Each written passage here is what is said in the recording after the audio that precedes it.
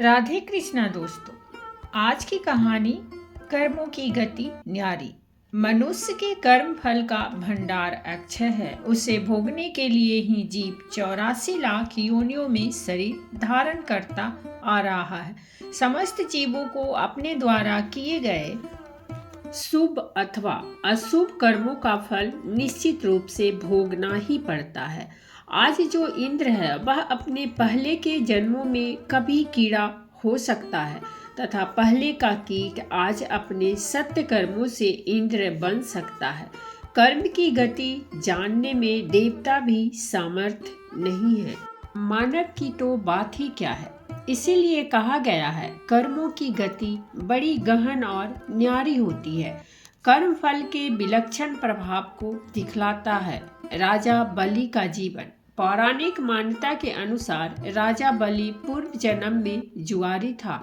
एक दिन उसने जुए में कहीं से कुछ पैसे मिले। उन पैसों से उसने अपनी प्रियतमा बेश्या के लिए एक सुंदर माला, इत्र व चंदन खरीदा और कामातुर होकर उससे मिलने के लिए जल्दी जल्दी चला जा रहा था। तभी एक पत्थर से ठोकर खाकर वह मूर्छित हो गया। कुछ देर में जब होश आया तो उसने अनुभव किया कि मेरी मृत्यु अब निकट है। पूर्व जन्म के किसी पुण्य से उसके मन में सद्बुद्धि उत्पन्न हुई और वैराग्य जाग गया। जुआरी ने कभी किसी महात्मा से सुना था कि कोई भी वस्तु शिवार्पण कर देने से बहुत पुण्य होता है। उसने सोचा, माला, इत्र, चंदन तो प्रियतमा तक पहुंच नहीं सकता, शिवार्पण कर देने से कुछ अच्छा तो होता होगा जो हो जाएगा, अन्यथा मर तो रहा ही हूँ और माला, इत्र, चंदन भी जमीन पर गिरकर बेकार जा रहे हैं। यही सोचकर जुआरी ने माला, इत्र व चंदन भगवान शिव को अर्पण यानी कि शिवार्पण कर दिया। जुआरी की मृत्यु होने पर यमराज के दूत उसे पकड़कर ले गए। यमराज ने चित्रगुप्त से कहा, इसका बही खाता यानी कि कर्मों का लेखा जोखा देखो। चित्रगुप्त ने कहा, यह तो जन्म जन्मांतर का पापी है। बस अभी अभी थोड़ी देर पहले जुए में जीते पैसे से इसने बेश्या के लिए माला, इत्र व चंदन खरीदा था।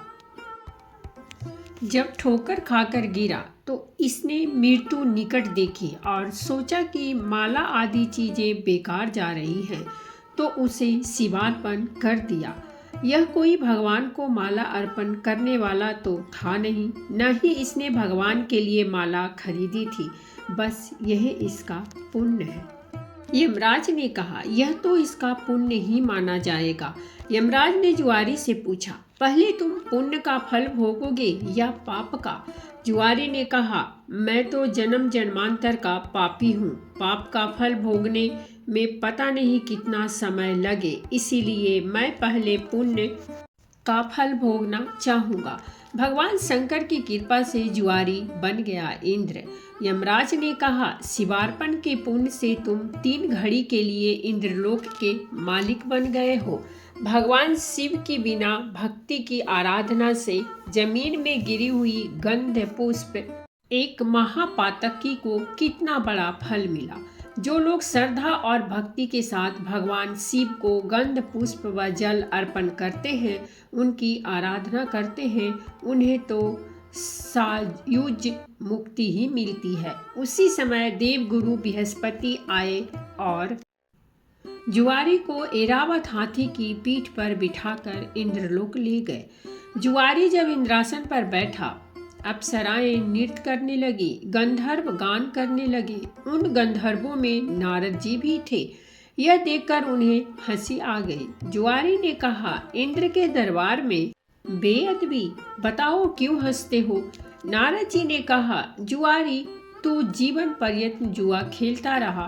तूने यही सोचा कि शिवार्पण करने से कुछ होता होगा तो हो जाएगा, ना होगा तो मर तो रहे ही हैं और माला, इत्र आदि भी बेकार ही जा रहे हैं। आज इसका परिणाम यह हुआ कि तुम 3 घड़ी के लिए सही इंद्रलोक के स्वामी बन गए। इसीलिए मुझे हंसी आ रही है। जुआरी द्वारा इंद्रलोक का दान नारद जी की बात सुनकर जुआरी के ज्ञान चक्षु खुल गए। ज्ञान की चिंगारी जब पाप के ईंधन पर गिरती है तो पाप जलते हैं। जुआरी सिंहासन से उतरा और नारद जी से कहा, गुरुदेव, अब भगवान शंकर के अलावा कोई शरण नहीं है। हम सारे इंद्रासन पर ही तुलसी रख देते हैं। नास्ति सर्व समो देवो नास्ति सर्व समागति, नास्ति सर्व समो दाने नास्ति सर्व समो रणे। अर्थात शिव के समान देव नहीं है, शिव के समान गति नहीं है, शिव के समान दाता नहीं है, शिव के समान योद्धा यानी कि वीर नहीं है।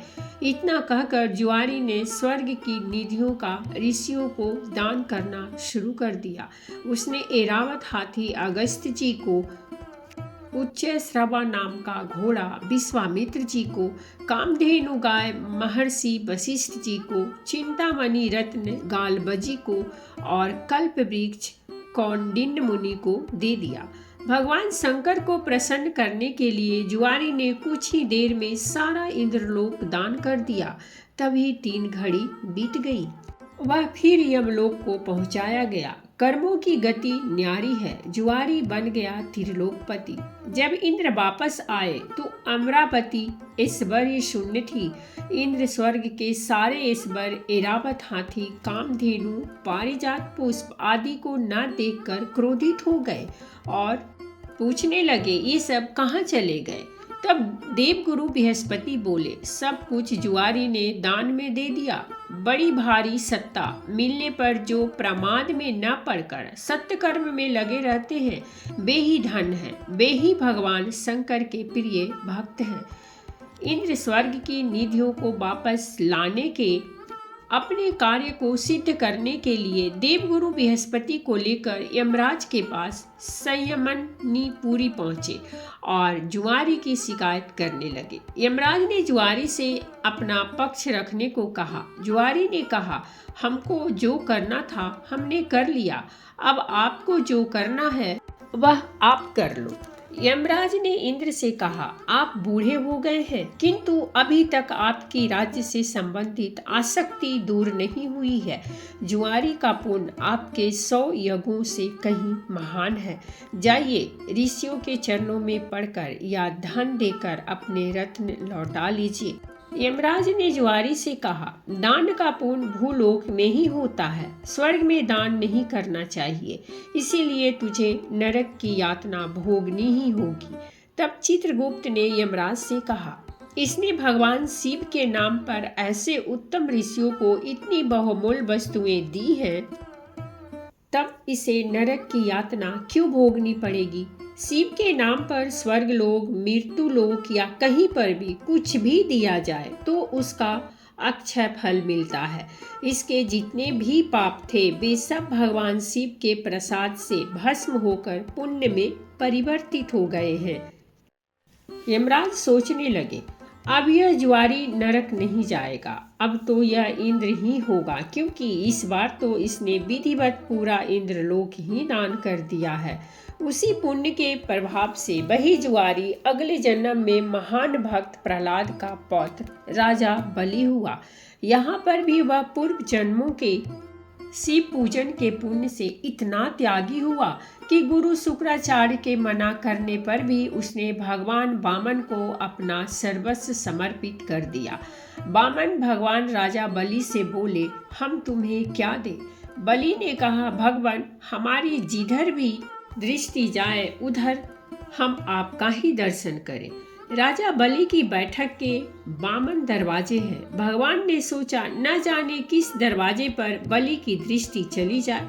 यही सोचकर बामनों दरवाजों पर शंख, चक्र, गदा, पद्म धारण किए हुए ब्रह्मांड के स्वामी पहरेदार के रूप में विराजमान हो गए। कोई भी याचक राजा बलि के द्वार पर कुछ मांगने जाता है तो उनके द्वार पर विराजमान भगवान विष्णु स्वयं उन्हें मुंह मांगी वस्तुएं देते हैं। इसीलिए प्रहलाद जी ने भगवान की स्तुति करते हुए कहा है, इंद्र, कुबेर आदि देवताओं के द्वारपाल तो आप कभी नहीं बने, परंतु आप हम असुरों के द्वारपाल बन रहे हैं। इससे लगता है कि आप हम असुरों के पक्षपाती हैं। इस प्रसंग से गीता ने भगवान का यह कथन सत्य सिद्ध हो जाता है कि पत्र पुष्प फल जो कुछ भी भगवान के लिए अर्पित किया जाता है वह अनंत गुना होकर वापस आता है। तो दोस्तों, ये थी हमारी आज की कहानी, और अगर कहानी अच्छी लगी हो तो प्लीज़ हमारे चैनल को सब्सक्राइब कीजिए, वीडियो को लाइक और शेयर जरूर कीजिए। कहानी सुनने के लिए बहुत बहुत धन्यवाद। मिलते हैं हम एक नई कहानी के साथ।